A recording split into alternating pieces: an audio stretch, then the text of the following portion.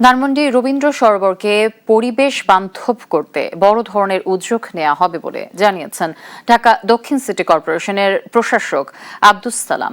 বুধবার দুপুরে রবীন্দ্র সরোবর পরিদর্শন করে কথা বলেন তিনি। জানান, অবৈধ দোকানপাট উচ্ছেদ, বর্জ্য ব্যবস্থাপনা ও নিরাপত্তা নিশ্চিত করে পরিবেশ বান্ধব লেক গড়ে তোলা হবে। পাশাপাশি আবাসিক এলাকা ধানমন্ডিতে যেন জলাবদ্ধতা সৃষ্টি না হয় সে বিষয়ে প্রয়োজনীয় ব্যবস্থা নেওয়া হচ্ছে বলেও জানান দক্ষিণের প্রশাসক। ধানমন্ডি একটি রেসিডেন্সিয়াল এরিয়া এবং সমাজের বিত্তবান, সমাজের উচ্চ পর্যায়ের লোকজন, ভালো লোকজন, বুদ্ধিজীবী, লেখক, সাংবাদিক, বিভিন্ন পর্যায়ের মানুষ এখানে বসবাস করে। কৃষ্টিবান যারা কৃষ্টি সংস্কৃতির সাথে জড়িত, সাহিত্যের সাথে জড়িত।